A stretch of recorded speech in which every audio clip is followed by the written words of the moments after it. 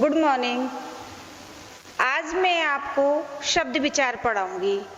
इससे पहले लेसन में जो अपना पहला अध्याय था उसमें हमने भाषा के बारे में पढ़ा, व्याकरण के बारे में पढ़ा। व्याकरण के हमने भेद पढ़े कि व्याकरण के 3 भेद होते हैं, वर्ण विचार, शब्द विचार और वाक्य विचार। अब इसके बाद हमने कल जो हमारा द्वितीय अध्याय था वो था वर्ण विचार। आज हमारा अध्याय है, तीसरा अध्याय है हमारा शब्द विचार। आज हम शब्द के बारे में पढ़ेंगे, यानी कि शब्द किसे कहते हैं, शब्दों का वर्गीकरण किस आधार पे होता है, इन सब का अध्ययन करेंगे। तो अब देखिए, शब्द किसे कहते हैं? एक या एक से अधिक वर्णों के मेल को, वर्णों के सार्थक मेल को क्या कहते हैं? शब्द कहते हैं। आप मेरे साथ लिख लीजिए, दोबारा रिपीट कर रही हूं मैं। एक या एक से अधिक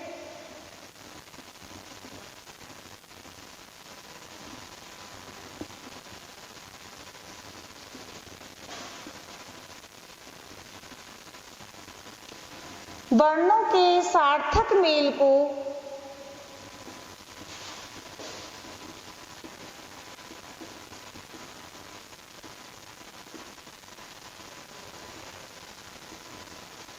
शब्द कहते हैं। क्या कहते हैं? शब्द कहते हैं।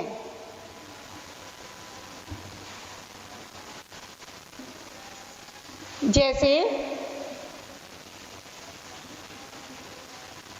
क प्लस म, ये 2 वर्ण है अपने, इनको मिलाकर के क्या बना? कम। क्या बना? कम।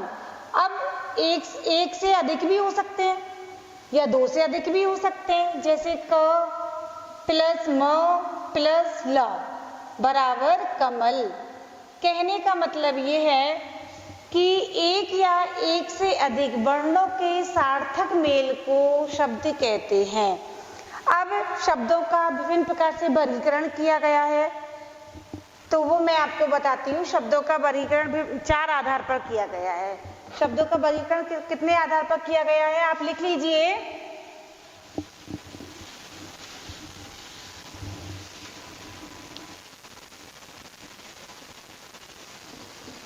शब्दों का वर्गीकरण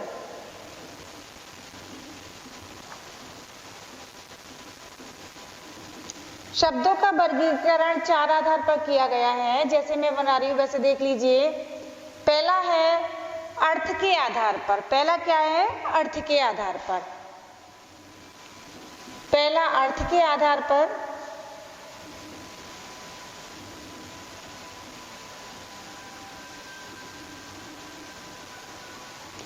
पहला अर्थ के आधार पर हुआ। दूसरा भाषा के आधार पर।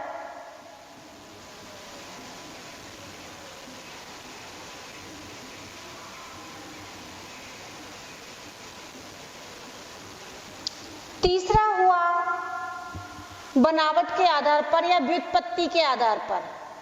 तीसरा है बनावट के आधार पर।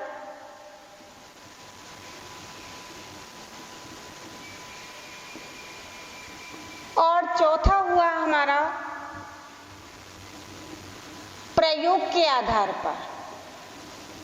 किसके आधार पर हुआ?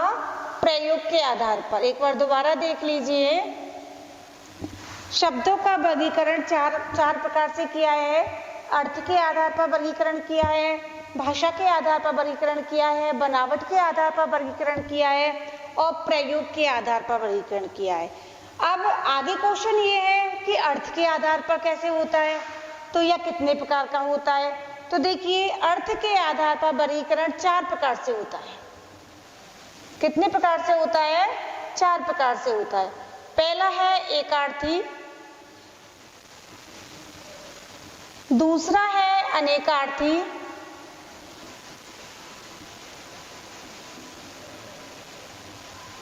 तीसरा है पर्यायवाची,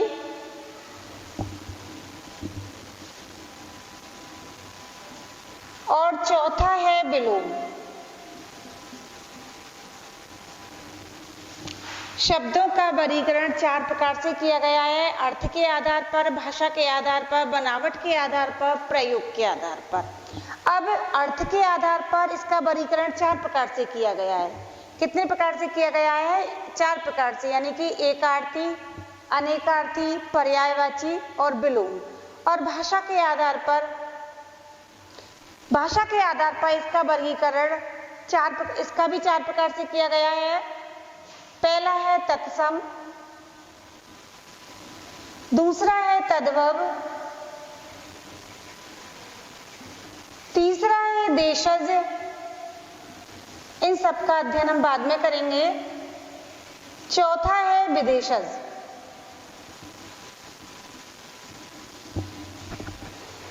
अर्थ के आधार पर भी 4 प्रकार से किया गया है।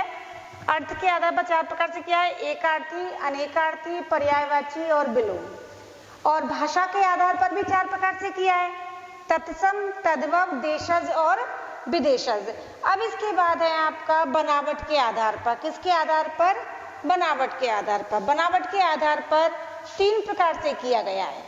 शब्द का वर्गीकरण बनावट के आधार पर 3 प्रकार से किया गया है, रूढ़, यौगिक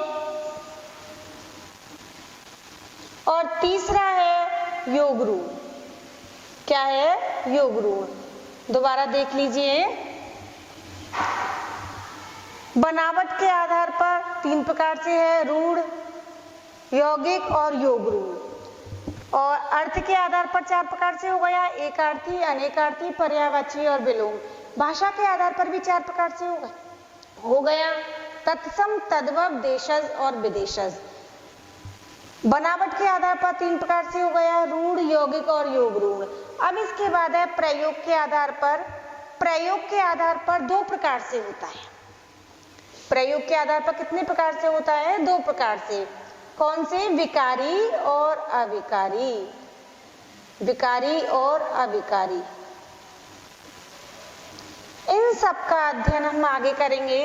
लेकिन इससे पहले आप लोग ये अपनी कॉपी में उतार लीजिए, जिससे कि आपको ध्यान रहे कि शब्द किसे कहते हैं, शब्दों का वर्गीकरण कितने प्रकार से किया गया और कितने प्रकार से इनको आगे हम फिर इसके बाद हम इसको आगे पढ़ेंगे। यानी कि एक बार दोबारा देख लीजिए, जो मैंने सारणी बनाई है, शब्दों का वर्गीकरण 4 प्रकार से किया गया है, भाषा के आधार, अर्थ के आधार पर, भाषा के आधार पर, बनावट के आधार पर और प्रयोग के आधार पर। अर्थ के आधार पर 4 प्रकार से किया है इसका, यानी कि अर्थ के आधार पर शब्दों को 4 प्रकार से विभाजित किया है, एकार्थी, अनेकार्थी, पर्यायवाची और विलोम। फिर भाषा के आधार पर इनको 4 प्रकार से विभाजित किया है, तत्सम शब्द, तद्भव शब्द, देशज शब्द और विदेशज शब्द। ठीक है। अब बनावट के आधार पर इनको 3 प्रकार से विभाजित किया है, रूढ़, यौगिक और योगरूढ़। फिर अंतिम है अपना प्रयोग के आधार पर। प्रयोग के आधार पर 2 प्रकार से विभाजित किया है, विकारी और अविकारी। जिन्होंने नहीं उतार, देखिए जो मैं पढ़ा रही हूँ वही आपका होमवर्क है, अलग से कोई होमवर्क नहीं है या अलग से आपके प्रश्न उत्तर नहीं कराए जा रहे हैं। जो मैं लिखवा रही हूँ यही आपके प्रश्न उत्तर हैं और यही आपकी डेफिनेशन है, यानी कि आपकी परिभाषा है, सब कुछ इसके अंतर्गत ही है, बाहर कुछ भी नहीं है। अब इसके बाद हम सबसे पहले अध्ययन करेंगे अर्थ के आधार पर। पहला हमारा कौन सा है? अर्थ के आधार पर।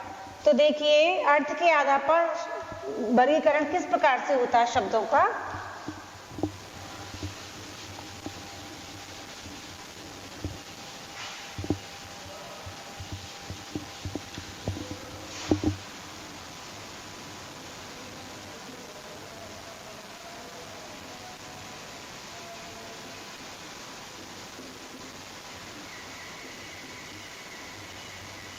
अर्थ के आधार पर मैंने आपको 4 प्रकार बताए थे,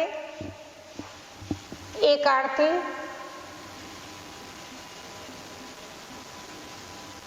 अनेकार्थी,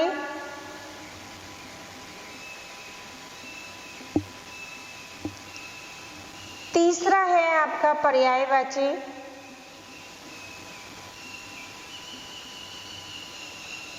और चौथा है आपका विलोम शब्द, यानी कि विलोम। आप ध्यान दीजिए और जो मैं लिखवा रही हूँ वो आप लिख लीजिए, क्योंकि यही ग्रामर आपकी 6 में है, यही 7th में है, यही 8th में है। तो आपने अभी अच्छी तरह से याद कर ली तो आपको 7th में इतनी परेशानी नहीं होगी। तो अब देखिए एकार्थी शब्द किसे कहते हैं? एकार्थी शब्द किसे कहते हैं? जिन शब्दों का प्रयोग केवल एक ही अर्थ में होता है। एकार्थी का मतलब एक अर्थ, तो लिखिए परिभाषा, जिन शब्दों का प्रयोग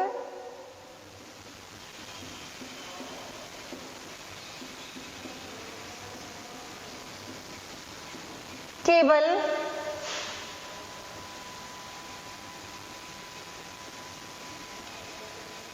एक ही अर्थ में होता है,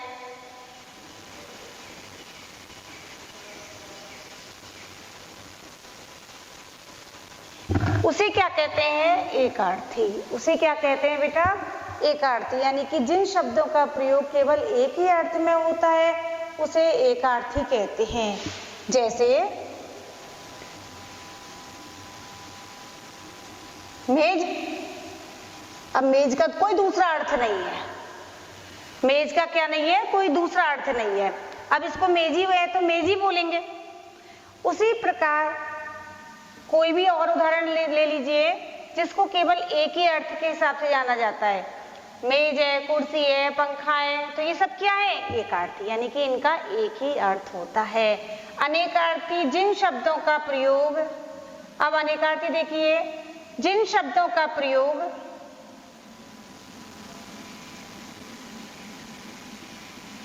एक या एक से अधिक, एक या अनेक अर्थ लिख दो, जिन शब्दों का प्रयोग एक या एक से अधिक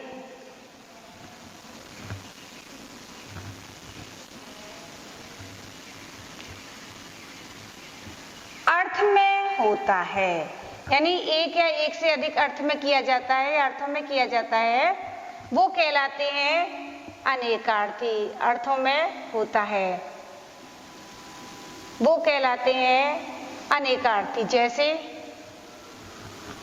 जैसे कृष्ण।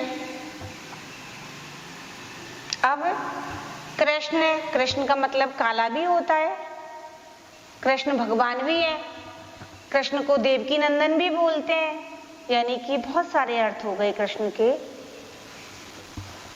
तो जिन शब्दों का प्रयोग एक या एक से अधिक अर्थों में किया जाता है वो अनेकार्थी शब्द कहलाते हैं। अब इसके बाद आ गया हमारा पर्यायवाची, यानी कि पर्यायवाची किसे कहते हैं? वे शब्द जिनके अर्थों में समानता होती है। पर्यायवाची आप लोग शुरू से पढ़ते आ रहे हो कि पर्यायवाची याद करने को स्कूल में देते हैं कि थर्ड क्लास में, फोर्थ में, फिफ्थ में, सिक्स में, मतलब सब में पर्यायवाची की आज उसका पर्यायवाची याद करके लाना, आज चंद्रमा का करना, आज कमल का करना, आज आंख का करके लाना। तो अब आपसे पूछोगे आखिर होते क्या है पर्यायवाची?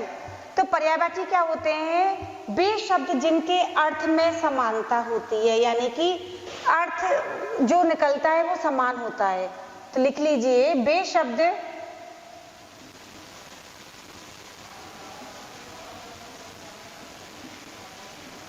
जिनके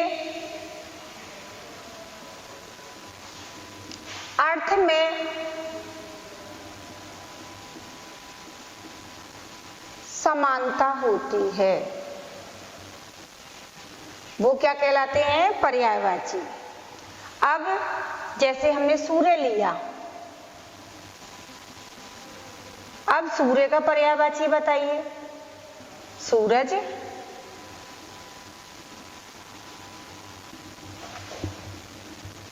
भास्कर, दिनकर, आदित्य, यानी कि इन चारों का अर्थ क्या हुआ? सेम, यानी कि समानता है। सूर्य के ही विभिन्न नाम है ये, यानी कि अर्थ में समानता आ गई। सूर्य को हम सूरज भी कह सकते हैं, भास्कर भी कह सकते हैं, दिनकर भी कह सकते हैं और आदित्य भी कह सकते हैं। ठीक है, तो ये हो गए हमारे पर्यायवाची। अब इसके बाद है हमारे विलोम शब्द, जो शब्द विपरीत अर्थ को प्रकट करते हैं। विलोम शब्द, जो शब्द विपरीत अर्थ को प्रकट करते हैं।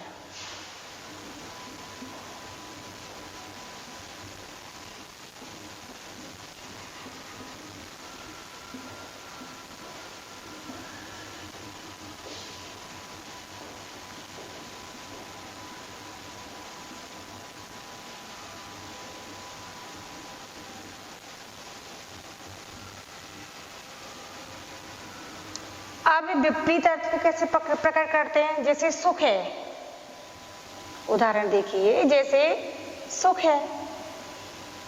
अब सुख का विपरीत अर्थ क्या होगा, यानी विलोम शब्द क्या होगा? दुख।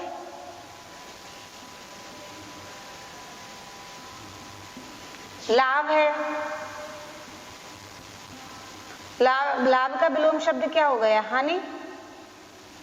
तो ये हमारे क्या हुए? विलोम शब्द। या एक बार दोबारा देख लीजिए, अर्थ के आधार पर 4 प्रकार से विभाजित किया है: एकार्थी, अनेकार्थी, पर्यायवाची और विलोम। अब एकार्थी क्या होते हैं? तो जिन शब्दों का प्रयोग केवल एक ही अर्थ में होता है। क्या होता है? एक ही अर्थ में होता है, जैसे मेज है, पंखा है इत्यादि। अनेकार्थी, जिन शब्दों का प्रयोग एक या एक से अधिक अर्थों में होता है, जैसे कृष्ण। अब कृष्ण को काला भी बोलते हैं। कृष्ण यशोदा नंदन भी है, देवकी नंदन भी है, और भी बहुत सारे रूप हैं कृष्ण के। तो यानी कि इसके अनेक अर्थ हो गए। पर्यायवाची, वे शब्द जिनके अर्थ में समानता होती है, जिनके अर्थ में क्या होती है? समानता होती है। जैसे सूर्य, सूर्य के पर्यायवाची क्या हुए? सूरज हुआ, भास्कर हुआ, दिनकर हुआ, आदित्य हुआ। अब विलोम शब्द, जो शब्द विपरीत अर्थ को प्रकट करते हैं, यानी कि जो शब्द विपरीत अर्थ को प्रकट करते हैं, वो क्या कहलाते हैं? विलोम। वो शब्द क्या कहलाते हैं? विलोम शब्द। जैसे सुख है, तो सुख का विलोम क्या होगा? दुख हो जाएगा। लाभ है तो हानि हो जाएगी। अमृत है तो विष हो जाएगा। तो ये सब हो गए विलोम शब्द। अमृत है तो विष हो जाएगा, और इत्यादि बहुत सारे उदाहरण रहते हैं। अब आपको समझ में आ गया होगा कि शब्द विचार को 4 प्रकार से हमने विभाजित किया था। अर्थ के आधार पर किया था, भाषा के आधार पर किया था, बनावट के आधार पर किया था और प्रयोग के आधार पर किया था। उसमें हमने अर्थ के आधार पर लिया, 4 प्रकार से लिया: एकार्थी, अनेकार्थी, पर्यायवाची और विलोम। एकार्थी का मैंने आपको बता दिया, अनेकार्थी का बता दिया। अब हम अर्थ के आधार पर हो गया हमारा। अब हम करते हैं भाषा के आधार पर। जिन्होंने नहीं उतारा है वो उतार लीजिए। अब भाषा के आधार पर 4 प्रकार से होता है। 4 प्रकार कौन कौन से हैं? तत्सम, तद्भव, देशज और विदेशज। ये हो गया हमारा भाषा के आधार पर शब्दों का वर्गीकरण। भाषा के आधार पर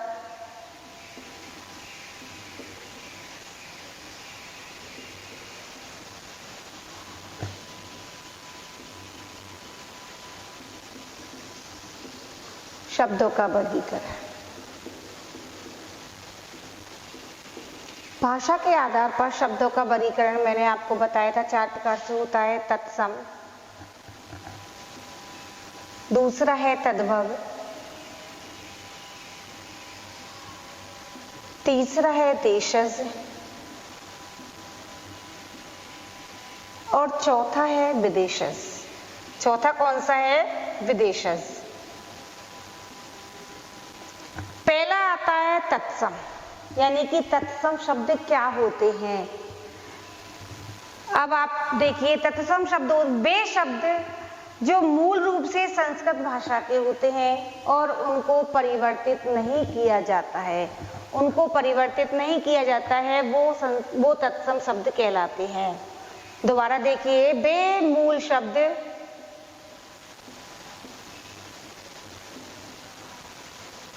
जो संस्कृत भाषा के होते हैं,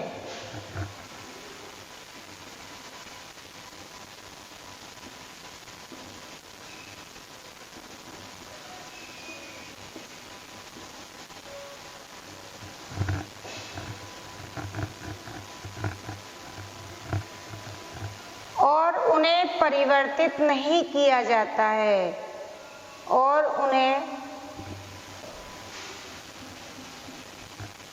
परिवर्तित नहीं किया जाता है।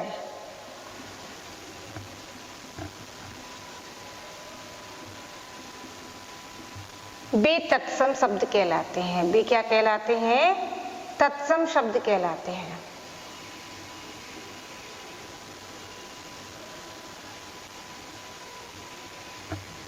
अब उदाहरण देखिए, जैसे उदाहरण में देखिए, जैसे अमावस्या है। तो अमावस्या क्या हुआ? संस्कृत शब्द है, तो इसको हम नहीं बदलेंगे, यानी कि किसी भी कारण से इनको नहीं बदलेंगे। ये संस्कृत शब्द है, ऐसे की ऐसे ही रहेगा। अमावस्या रहा। घी को बोलते हैं घृत संस्कृत में, तो घृत ही बोलेंगे। अग्नि है तो अग्नि ही बोलेंगे, ना कि आग बोलेंगे। यानी कि वे मूल शब्द जो संस्कृत भाषा के होते हैं और उन्हें परिवर्तित नहीं किया जाता है, नहीं किया जाता है। वे तत्सम शब्द कहलाते हैं, जैसे अमावस्या है, घृत है, अग्नि है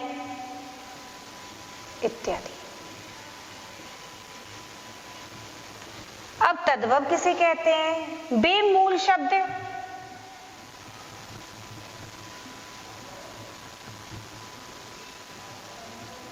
जो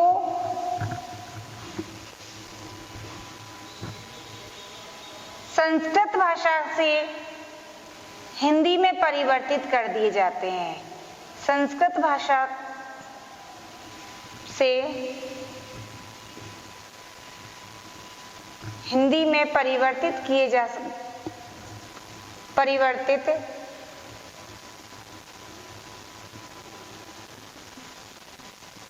कर दिए जाते हैं।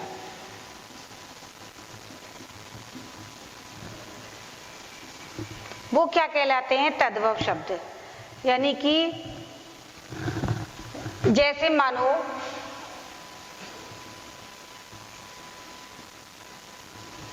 यहां पर हमने घृत बोला, ये संस्कृत शब्द है, हम इसको हिंदी में क्या बोलेंगे? घी। अग्नि है तो हम बोलेंगे आग। ठीक है। अभी अमावस्या है तो कई बार हम घर में देखते हैं, सब बोलते हैं आज मावस है, मावस है, या पूर्णिमा है तो कहते हैं आज पुण्यो है। तो ये सब क्या हुए? तद्भव शब्द। यानी कि वे मूल शब्द जो संस्कृत भाषा से हिंदी में परिवर्तित कर दिए जाते हैं, वो तद्भव शब्द कहलाते हैं। जैसे घी, तत्सम में तो ना संस्कृत भाषा के तो घृत बोला घी को, अग्नि बोला आग को, और अमावस्या बोला मावस को। यानी कि ये संस्कृत भाषा के शब्द हैं जिनको इनको परिवर्तित नहीं किया जाता है। और तद्भव शब्द वो होते हैं जो संस्कृत भाषा से हिंदी में परिवर्तित कर दिए जाते हैं, जैसे घी है, आग है, मावस इत्यादि। अब इसके बाद आते हैं देशज शब्द। देशज शब्द क्या होते हैं? ऐसे शब्द जिनके उद्गम का पता नहीं होता है, यानी कि कहां से उत्पन्न हुए हैं। ऐसे शब्द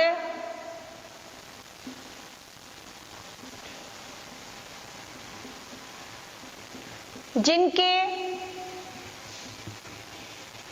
उद्गम का पता नहीं चलता है, यानी उत्पन्न कहां से हुए हैं।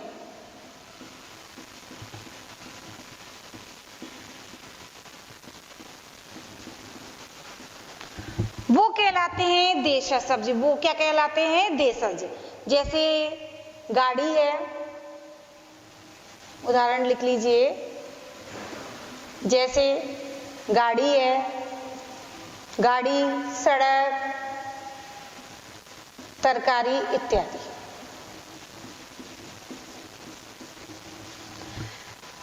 विदेशज शब्द कौन से होते हैं? वे विदेशी शब्द जो हिंदी के संपर्क में आने के कारण अन्य भाषाओं जैसे हो जाते हैं। वे विदेशी शब्द लिख लीजिए, वे विदेशी शब्द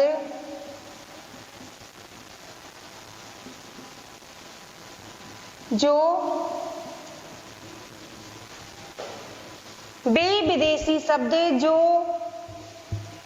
हिंदी के संपर्क में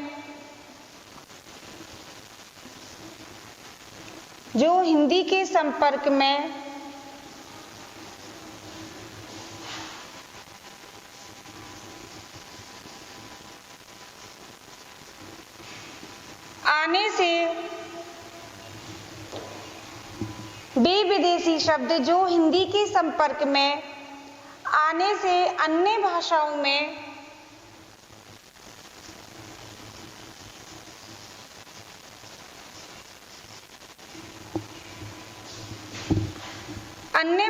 में परिवर्तित हो जाते हैं।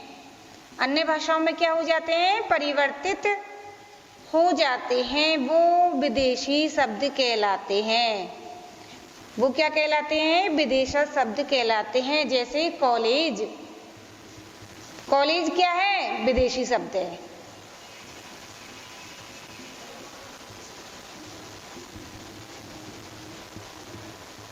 जैसे कॉलेज, ठीक है। अभी जितना मैंने पढ़ाया है वो सब आप लोग अपनी डायरी में या जो भी आपने नोटबुक बना रखी है उसमें नोट कर लेना और याद भी करते हुए चलना। इसके अलग से कोई प्रश्न उत्तर नहीं होंगे। जैसा मैं आपको करवा रही हूँ वो सब प्रश्न उत्तर के अंतर्गत ही है, तो इसलिए जो मैं करवा रही हूँ वो साथ के साथ आप उतारते हुए चलें, ठीक है। अब नेक्स्ट अपना होगा भाषा के आधार पर शब्दों का वर्गीकरण हो गया। अब इसके आगे हमारा जो होगा वो बनावट के आधार पर शब्दों का वर्गीकरण होगा, जो हम आपको कल कराएंगे।